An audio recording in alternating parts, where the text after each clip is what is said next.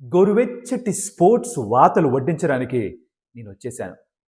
వార్తలు వినిపించడానికి నేనొచ్చేసాను. వార్తలు మనకి హ్యాండ్ ఇన్ హ్యాండ్ ఎళ్ళిపోతూ ఉంటాయి. అయితే ఈ ఎపిసోడ్ ఆఫ్ వార్తల్లో మనం ప్రో కబడ్డీ లీగ్‌లో తెలుగు టైటన్స్ ఆరంభం ఎలా ఉంది? దాని గురించి కాస్త మాట్లాడుకొని, ఇండియన్ క్రికెట్ టీమ్‌కి సంబంధించిన 2, 3 విషయాలున్నాయి. వాటి గురించి టచ్ చేసి, అలాగే రాజస్థాన్ రాయల్స్ వాళ్ళ కోచ్ గురించి ఏదో చెప్పారు. దాని గురించి మాట్లాడుకొని, ఢిల్లీ ప్రీమియర్ లీగ్‌లో ఒక హడావిడి రచ్చ రంబోల నడుస్తోంది. ఢిల్లీ పిల్లలు కదా! ఆ మాత్రం గొడవలుంటాయి. ఆ గొడవలేంటో కాస్త మాట్లాడుకుందాం. మరి ఎక్కువ ఆలస్యం చేయకుండా let's get started. Welcome to some tales. నా పేరు కౌశిక్ అండ్ హడావిడిగా వెళ్ళిపోదాం టాపిక్‌లోకి. ఫస్ట్ థింగ్స్ ఫస్ట్, ప్రో కబడ్డీలో తెలుగు టైటన్స్ స్టార్ట్ ఎలా ఉంది? యాస్టీస్‌గా ఉంది. లాస్ట్ సీజన్ ఎలా ఉండిందో అలానే ఉండింది. మొదటి 2 మ్యాచ్‌లు ఓడిపోయారు. అంటే క్లోజ్‌గా వచ్చే 2 మ్యాచ్‌లు కూడా 3, 4 పాయింట్ల తేడాతోటి ఇలా ఓడిపోవడం జరుగుతుంది. ఆఖరి దాకా రావడం. మొదటి మ్యాచ్ తమిళ్ తలైవాస్‌తో అంతే సంగతి. రెండో మ్యాచ్ యూపీ యోద్ధాస్‌తో కూడా అంతే పరిస్థితి. రెండో మ్యాచ్‌లో అయితే విజయ్ మాలిక్ 14 పాయింట్లు, 13 పాయింట్లు తీసుకొచ్చిన తర్వాత కూడా గెలవలేకపోయారు. బికాజ్ ఆ సెకండ్ రేటర్ పర్ఫార్మ్ చేయట్లేగా. ఈ రెండో మ్యాచ్‌లో భరత్ కూడా అసలు పాయింట్స్ తీసుకురాలేదుగా. అగమ్య గోచరంగా మారిపోయింది. రైడింగ్‌లో ఒకళ్ళు మాత్రమే పాయింట్స్ తీసుకొస్తే గెలవరు అని ఎన్నో సందర్భాల్లో, ఎన్నో సీజన్‌లో చూసాం. తెలుగు టైటన్స్ దాని నుంచి ఇంకా పెద్దగా నేర్చుకున్నట్టుగా లేదు. ఇక్కడ ఏదో ఇబ్బందికరంగమైన పరిస్థితే కనిపిస్తోంది. 2 మ్యాచ్‌లు వరుసగా ఓడిపోయారు. క్లోజ్ గేమ్స్ ఓడిపోవడం కొంచెం బాధను కలిగించుంటాయి వాళ్ళకి. దీని నుంచి ఎలా కోలుకుంటారు?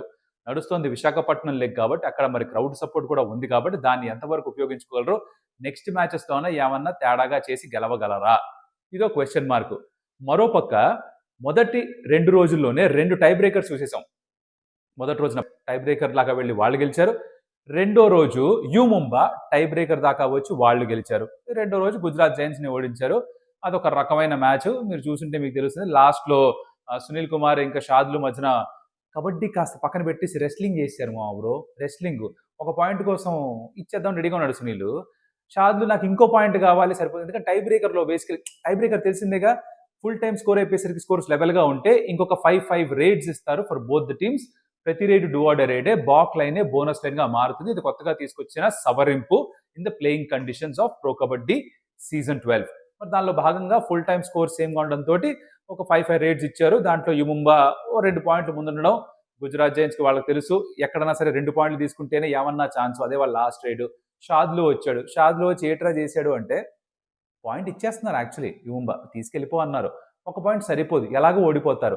అండ్ 7 పాయింట్స్ కంటే తక్కువతో గెలిస్తే ఈ సోదంతా లేదు కదా. గెలిస్తే 2 పాయింట్లు, ఓడిపోతే 0. సో గెలుపు కోసం నేడు షాద్లు కూడా ఒక పాయింట్ కాదు ఇంకా కావాలన్నాడు. రెస్లింగ్ మ్యాచ్‌గా మారిపోయింది. భలే పట్టేసుకున్నాడు సునీల్. తర్వాత మొత్తం టీమ్ మొత్తం వచ్చేసి లటకన పట్టేశారు షాద్లుని. సెలబ్రేషన్ కూడా చూసారా?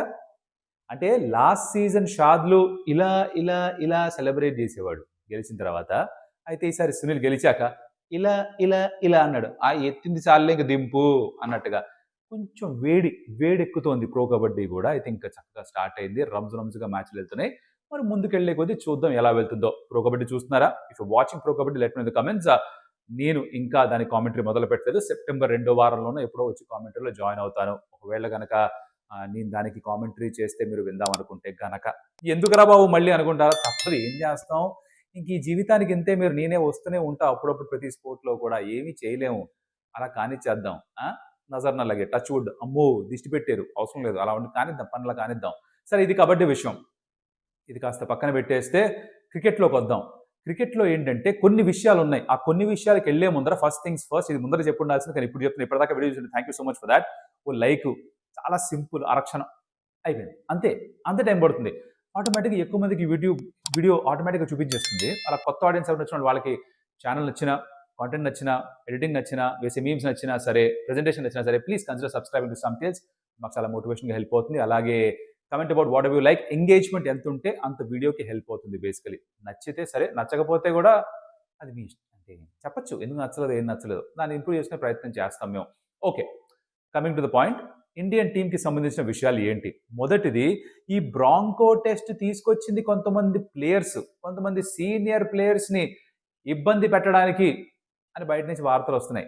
ఇవి పెద్దగా పట్టించుకోకూడదని నా పర్సనల్ ఒపీనియన్. ఎందుకంటే ప్లేయర్స్ అందరూ కూడా సరే ఒక టెస్ట్ తీసుకొస్తే మొదట్లో బీప్ అన్నారు. తర్వాత యోయో అన్నారు. ఇప్పుడు బ్రాంకో అంటున్నారు. రేపు ఇంకొకటి అంటారు. అన్నిటికీ వాళ్ళని వాళ్ళు రెడీ చేసుకుంటారు. సమయం ఉంది కాబట్టి రెడీ చేసుకుంటారు. అయితే బుమ్రాని, గిల్‌ని, రోహిత్ శర్మని సెంటర్ ఆఫ్ ఎక్సలెన్స్ బెంగుళూరులో ఉంది కదా! అక్కడ రిపోర్ట్ చేయమని చెప్పారట. అంటే వాళ్ళ ఫిట్‌నెస్ టెస్ట్ చేయబోతున్నారు. ఏషియా కప్ స్క్వాడ్‌లో ఎలా అయితే రోహిత్ శర్మ ఉండడం తెలుసు మనకి. బట్ గిల్ ఉన్నాడు, బుమ్రా ఉన్నాడు. వాళ్ళ ఫిట్‌నెస్ లెవెల్స్ కూడా చూడాలి. రోహిత్ శర్మ ఎలా ప్రోగ్రెస్ అవుతున్నాడు, ఎలా తన ఫిట్‌నెస్‌ని మెయింటైన్ చేసుకుంటున్నాడు. తర్వాత ఆస్ట్రేలియా టూర్ రాబోతోంది కదా! దాని గురించి తనని కూడా చూద్దాం, పరిశీలిద్దాం అని చెప్పి పిలిపిస్తున్నారట బెంగుళూరుకి. Speaking of the Australia tour, ఇది నెక్స్ట్ వాత. ఈ వాత భలే ఉంది. ఇదేంటంటే అక్కడ జరగబోయే టీ20ఐ అండ్ ఓడిఐ మ్యాచెస్‌కి ప్రతి గ్రౌండ్‌లో కూడా స్పెసిఫిక్‌గా కొన్ని స్టాండ్స్‌ని ఇండియన్ ఫ్యాన్ జోన్ అని ఏర్పాటు చేశారట. ఆ fan zone, India fan zone తాలూకు టికెట్లన్నీ అమ్ముడుపోయాయి. గాన్. పోయింది. మటమాయం. మటాష్ మంగళగిరి. టికెట్స్ అయిపోయాయి ఇప్పటికే. అంత క్రేజ్ ఉంది. ఆబ్వియస్లీ ఇండియా ఎక్కడికెళ్ళినా ప్రపంచవ్యాప్తంగా సపోర్టర్స్ వచ్చి మ్యాచ్ చూస్తారు. ఆస్ట్రేలియాలో చాలా మంది భారతీయులు ఉన్నారు. ఇండియా వాళ్ళు ఎప్పుడు వస్తారో ఆడడానికి చూడండి రెడీగా ఉన్నారు. పైగా ఓడిఐ ఫార్మాట్ లో మాత్రమే కనిపించబోయే విరాట్ కోహ్లీ, రోహిత్ శర్మ కోసం అండ్ ఆతృతగా ఎదురు చూస్తున్నారు. అలాగే టీ20 ఇంటర్నేషనల్స్ లో కూడా బాగా ఆడుతున్న ఇండియన్ టీం. ఆస్ట్రేలియా కూడా మంచి ఫైట్ ఇస్తున్నారు. మంచి ఫామ్ లోకి వచ్చారు. మొన్నే చూసాం ఎంత మంచి అద్భుతమైన క్రేజీ ఫామ్ లో బ్యాటర్స్ అందరూ కూడా. So I think lot of expectations ఈ సిరీస్ నుంచి, అండ్ టికెట్స్ ఆల్రెడీ అమ్ముడుపోయాయంట. Good sign, very good sign. ODI cricket అంతరించిపోతుందంటే ఇలా India, Australia, England, South Africa, న్యూజిలాండ్ ఇలాంటి కంట్రీస్ని పెడితే వచ్చి చూస్తారు. ఇప్పటికీ చూస్తారు. రైట్ స్టేడియంస్ పెట్టాల్సిన అవసరం ఎంతైనా ఉంది. అది ఇక్కడ ఆస్ట్రేలియా చేసినట్టుగా ఉన్నారు. ఫ్యాన్స్ వచ్చేసారు, tickets sold out. Next Duleep ట్రోఫీలో పెద్దగా ఇండియన్ క్రికెటర్స్ హడావిడి చేయట్లే. అంతగా హడావిడి చేసింది లేదు. రజత్ పడిదార్ ఒక 100 మాత్రమే కొట్టాడు. ముందు వీడియోలో చెప్పాను మీకు. బట్ మిగతా వాళ్ళు ఎవరు కూడా ఇప్పటిదాకా పెద్దగా హడావిడి చేసింది లేదు. సో హర్షదీప్ కూడా 31 ఓవర్స్ ఎంతో వేసేట. పెద్దగా ఏమీ పర్ఫార్మెన్స్ అంత గొప్పగా లేదు. But it's good to keep bowling. ఎన్ని ఓవర్స్ వేస్తే అంత మంచి, అంత బాడీకి ఆ రిథమ్ అలవాటు అవుతుంది. ఇది ఒకటి. నెక్స్ట్ ఐపీఎల్ సంబంధించిన న్యూస్. ఇక్కడ ఏంట్రా అంటే రాజస్థాన్ రాయల్స్ రాహుల్ ద్రావిడ్ తోటి ఇక మాకు తను కోచ్ కాదు, మా హెడ్ కోచ్ కాదు, మేము వీఆర్ పార్టింగ్ వేస్, విడిపోతున్నాం అని చెప్పేశారు. అయితే ప్రతి సంవత్సరం రివ్యూ నడుస్తుంది. పర్ఫార్మెన్స్ అనాలిసిస్, పర్ఫార్మెన్స్ రివ్యూ నడుస్తుంది కదా. ఐటీ కంపెనీలో ఉన్న ఏది ఎంఎన్సీలోనో మీకు తెలుస్తుంది, నడుస్తూనే ఉంటుంది. ఎవ్రీ ఇయర్ మీ పర్ఫార్మెన్స్ని అప్రైజ్ చేస్తారు, అప్రైజెస్ అవుతాయి కదా. అలాగే ఇక్కడ పర్ఫార్మెన్స్ రివ్యూ నడిచింట. దాంట్లో రాహుల్ ద్రావిడ్ హెడ్ కోచ్గా లాస్ట్ సీజన్ అంత గొప్పగా పర్ఫార్మ్ చేయలేదు కాబట్టి టీము తనని కోచింగ్ డ్యూటీస్ నుంచి తప్పించి మీకు కొంచెం పెద్ద పోస్ట్ ఇస్తాం, అంటే ఓవర్సీ చేసే పోస్ట్ ఒకటి ఇస్తాం, అది మీరు తీసుకుంటారంటే రాహుల్ ద్రావిడ్ మీకు నమస్కారం, నాకు అది వద్దు అన్నారట. సో ఆయన Rajasthan Royals management shake hand ఇచ్చుకొని మీ దారిన మీరు ఇంకో హెడ్ కోచ్ని పెట్టుకోండి, మా దారిన నేను వెళ్ళిపోతాను అని చెప్పేసి నేను వెళ్ళిపోతున్నాడు. సో వచ్చే ఏడాది నుంచి రాజస్థాన్ రాయల్స్కి కొత్త హెడ్ కోచ్ కనిపిస్తారు. రాహుల్ ద్రావిడ్ డగౌట్లో కనిపించరు. సో ఆ చాప్టర్కి కూడా ఒక శుభం కార్డు. ప్రస్తుతానికి ఒక కామా అయితే పడింది. ఎందుకంటే క్రికెట్లో నెవర్ సే నెవర్, ఎప్పుడు మళ్ళీ ఎవరు వెనక్కి వస్తారో మనకు తెలియదు. ఇదిలా ఉండగా బీసీసీఐ మహేంద్ర సింగ్ ధోనిని టీమిండియాకి మెంటోర్గా ఉండమని చెప్పి ఒక సందేశం పంపించారు అని ఒక రూమర్ వస్తుంది బయటికి. Not just for the mens team, అంటే మెన్స్ టీంలో టెస్ట్, ఓడిఐ, టీ20, అలాగే జూనియర్ టీమ్స్కి కూడా మెంటర్గా చేయగలరా, అలాగే విమెన్స్ టీమ్కి కూడా ఇంపార్టెంట్ ఈవెంట్స్కి మెంటర్గా రాగలరా అని చెప్పి అడిగారట. కానీ మహేంద్ర సింగ్ ధోని నోయింగ్ ఏం ఇప్పుడు సంవత్సరానికి 3 నెలలు మాత్రమే ఐపీఎల్ ఆడుతూ మిగతా అంతా కూడా తన ఫార్మ్ హౌస్లు, తన కార్లు, బైకులు, తన పెట్స్, తన పెళ్ళాం పిల్ల వీళ్ళతోటి ఆయన సమయం గడుపుతున్నారు. అలాంటిది ఇప్పుడు మళ్ళీ టీమిండియాతో మెంటార్ రోలు, ఇలా ప్రతి ఒక్క senior, junior cricket, women's cricket అంటే సంవత్సరం అంతా టీంతో పాటు గడిచిపోతుంది. అంత కమిట్మెంట్ ఇస్తారా? అంత సమయం ఫ్యామిలీ నుంచి దూరంగా ఉంటారా అన్నది నా డౌట్. ఇది నా personal opinion. I don't really think he would like to do that. అప్పుడు ఒకసారి టీ20 వరల్డ్ కప్కి తీసుకొచ్చారు, అది వర్కౌట్ కాలేదు పెద్దగా. ఇండియా గ్రూప్ స్టేజ్ నుండి బయటకు వచ్చేసింది, తెలిసిన విషయం మనకి. బట్ తను వచ్చినప్పుడు అర్రే ధోని వచ్చాడు, ఏదో ఒకటి చేస్తాడు, ఒక మ్యాజిక్ చేస్తాడు. బికాస్ మంచి మంచి క్యాప్టెన్ కదా, మంచి థింకింగ్ బ్రెయిన్ ఉంది కాబట్టి ఏమన్నా ఇన్స్పిరేషనల్గా చేస్తారో, టీంని ఇన్ఫ్లుయెన్స్ చేస్తారేమో అనుకున్నాం. బట్ ఒక పక్కన గౌతమ్ గంభీర్ని పెట్టి ఇంకొక పక్క నుంచి మహేంద్ర సింగ్ ధోని తీసుకొస్తే వీళ్ళు మళ్ళీ ఏమైనా ఎగో క్లాష్లు అవుతాయా, అదొకటి. 2 ధోని టైం స్పెండ్ చేస్తాడు ముఖ్యంగా, అది 2. ఇది నాకు కొంచెం ఎందుకో జరగకపోవచ్చనే అనిపిస్తోంది. మరి మీరేమనుకుంటున్నారు ఈ విషయం గురించి? మీ ఉద్దేశంలో జరగచ్చా, జరిగితే బాగుంటుందా, వద్దా?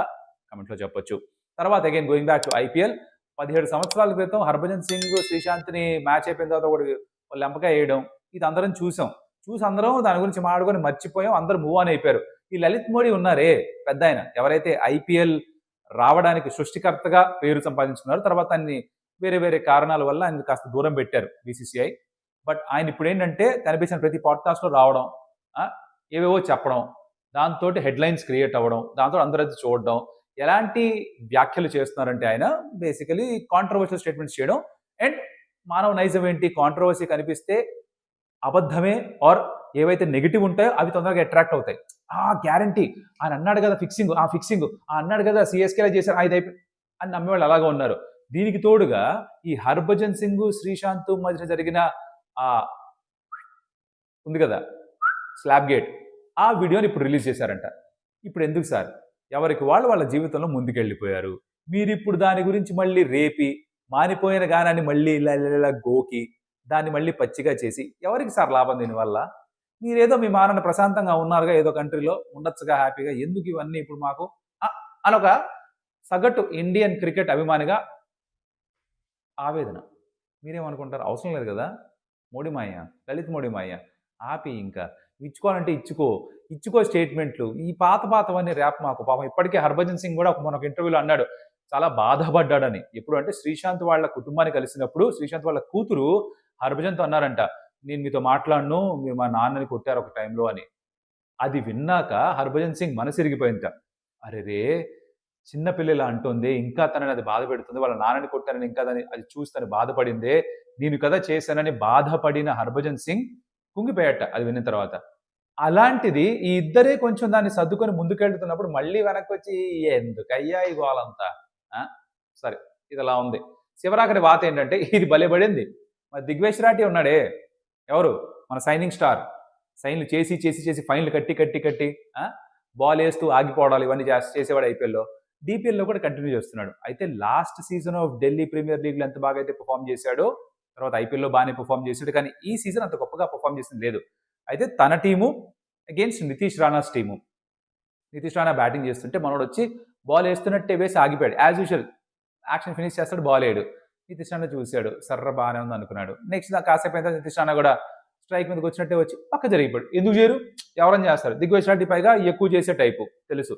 కొన్ని సందర్భాల్లో దిగ్వేష్ రాఠీని బ్యాక్ కూడా చేశా. దట్ బ్యాటర్సే చేయాలి, అగ్రెషన్ వాళ్ళే చూపించాలి, బౌలర్స్ కూడా చూపిస్తే తప్పేంటి, యంగ్స్టర్ చూపిస్తే తప్పేంటి అని. కానీ ఇక్కడ కొంచెం ఓవర్బోర్డ్ వెళ్ళినటువంటి మనిషి. ఇప్పుడు తను చేసినప్పుడు బ్యాటరే మళ్ళా, బ్యాటరు పక్క జరిగిపోయినప్పుడు దిగ్వేష్ రాఠీ వచ్చి గురాయించి చూస్తుండు, ఏం చేస్తున్నారా అని. అట్లా కాదు భయ్యా, నువ్వు చేసినప్పుడు బ్యాటర్ చేసే తప్పేంటి అని ఆలోచించాలిగా. ఆ ఆలోచన, ఆ కామన్ సెన్స్ ఉండాలిగా.